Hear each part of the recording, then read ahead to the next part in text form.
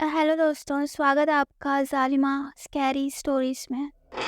ये कहानी है करिश्मा और संजय की, जो बहुत अच्छे दोस्त थे। करिश्मा और संजय कई दिनों से एक दूसरे से मिलने की कोशिश कर रहे थे, लेकिन अलग अलग शहरों में काम करने की वजह से जिसके कई दिनों की कोशिश के बाद दोनों ने दिल्ली मिलने का प्लान बनाया। करिश्मा ने घूमने की सारी जगहों के लिए एक लिस्ट बना ली और उसने सब कुछ अपने तरीके से प्लान कर लिया था, ताकि एक अनजान शहर में जाने के बाद उन दोनों को किसी भी परेशानी का सामना ना करना पड़े। स्टे करने के लिए करिश्मा ने एक होटल में रूम बुक कर लिया और 18 मार्च की रात दोनों दिल्ली के एयरपोर्ट पर मिले। और 18 दिसंबर की रात दोनों दिल्ली के एक एयरपोर्ट पे मिले। करिश्मा कहती है, हेलो संजय, पता है मैंने तुम्हें कितना मिस किया। संजय कहते हैं, मैंने भी तुम्हें बहुत मिस किया। दोनों एयरपोर्ट से सीधा होटल की तरफ निकल गए। करीबन 1 घंटे के बाद दोनों अपने होटल में पहुंच गए। होटल बाहर से बहुत ही खूबसूरत लग रहा था। इतना खूबसूरत होटल देखकर संजय काफ़ी खुश हो गया। संजय करिश्मा से कहता है, सच में तुम्हारी प्लानिंग और चॉइस हमेशा टॉप पर रहती है। करिश्मा कहती है, हाँ, जैसे कि मैं। दोनों ने होटल में चेक इन कर लिया और अपने रूम में पहुंचते ही दोनों फ्रेश हो गए और एक दूसरे से बात करने लगे। दोनों का ही लॉन्ग डिस्टेंस रिलेशनशिप था और एक साल में दोनों का मिल पाना बहुत मुश्किल होता था और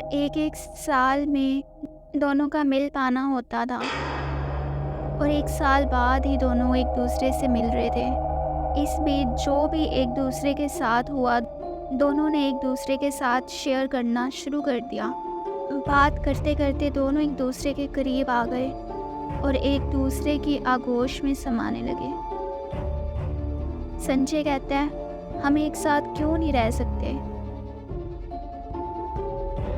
आगे करिश्मा कहती है कि देखो संजय, कोशिश तो मेरी भी यही है। करिश्मा और संजय एक दूसरे से बात कर ही रहे थे कि तभी रूम के बाथरूम में कोई आवाज़ आने लगी। पहले तो उन्हें लगा कि गीज़र से कोई प्रॉब्लम होगी, लेकिन ध्यान से सुनने पर करिश्मा ने ये महसूस किया कि किसी की दीवार पर नाखून मारने की आवाज़ है। ऐसा समझ में आते ही करिश्मा काफ़ी डर गई और उसने संजय को ये बात बताई, जिसके बाद संजय बाथरूम की तरफ बढ़ने लगा। संजय ने बाथरूम में देखा तो वहाँ पे एक बिल्ली थी। करिश्मा संजय से कहती है कि मैंने तुम्हें खामखा डरा दिया। चैन की सांस लेते हुए दोनों वहीं बेड पर लेट गए और एक दूसरे से बात करने लगे कि तभी अचानक उन्हें महसूस हुआ कि उनके बेड के नीचे कोई गहरी गहरी सांसें ले रहा है। अब ये बात दोनों ने महसूस की, जिसके बाद करिश्मा ने बेड के नीचे देखा तो उसे जो दिखा उससे करिश्मा की सांसें अटक गई और वह जोर जोर से चिल्लाई। संजय को कुछ समझ नहीं आया और उसने जब बेड के नीचे देखा तो वहाँ उसे कुछ दिखाई नहीं दिया। करिश्मा को अब उस कमरे में कुछ अजीब लगने लगा था।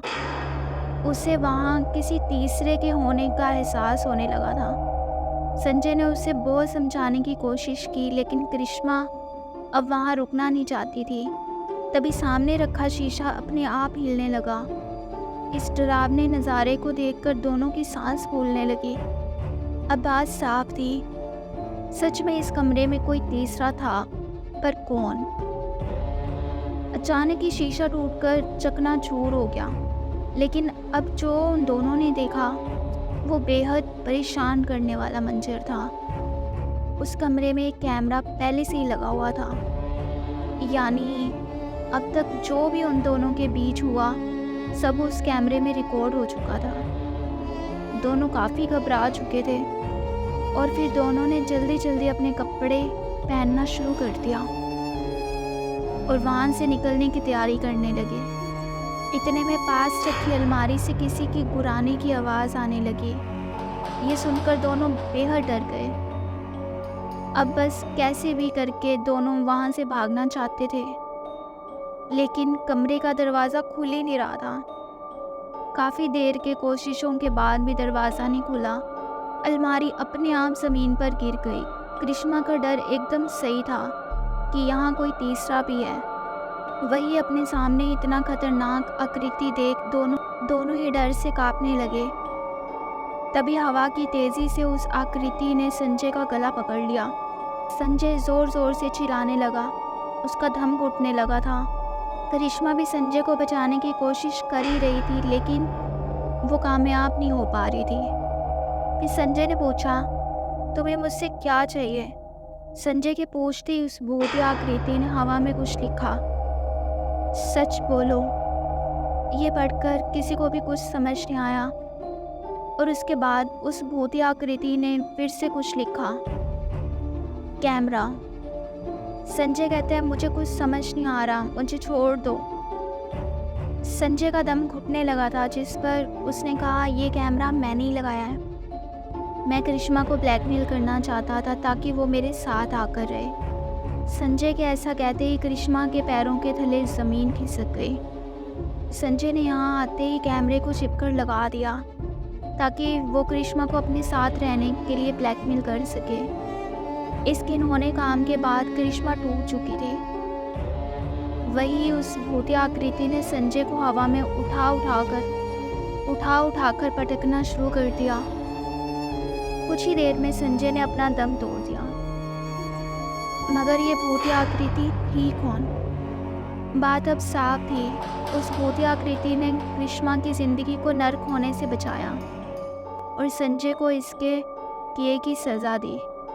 भूतिया आकृति करिश्मा से बात करती है। वो उसको कहती है कि करिश्मा, तुम रो मत, मैं तुम्हें बचाने ही आई थी। इस धोखेबाज इंसान ने मुझे भी ऐसे ही बर्बाद किया था। मैं कमज़ोर थी और मैंने डर के कारण आत्महत्या कर ली थी, लेकिन आज मेरा बदला पूरा हुआ। अब ये किसी के साथ भी ऐसा नहीं कर पाएगा। तो दोस्तों, कैसी लगी आज की ये ओयो होटल की स्टोरी? आई होप आपको ये कहानी पसंद आई होगी। अगर आपको पसंद आई है तो प्लीज़ मेरे चैनल को लाइक, सब्सक्राइब और कमेंट करना ना भूलना। और अगर आप मेरे चैनल पर पहली बार ही आए हैं और पहली बार ही मेरी कहानी सुन रहे हैं, तो आप मुझे इंस्टाग्राम पर फॉलो भी कर सकते हैं और मुझसे बात भी कर सकते हैं। और अगर आपको अपनी कोई कहानी देनी है मुझे, तो आप वो भी मुझे इंस्टाग्राम पर दे सकते हैं।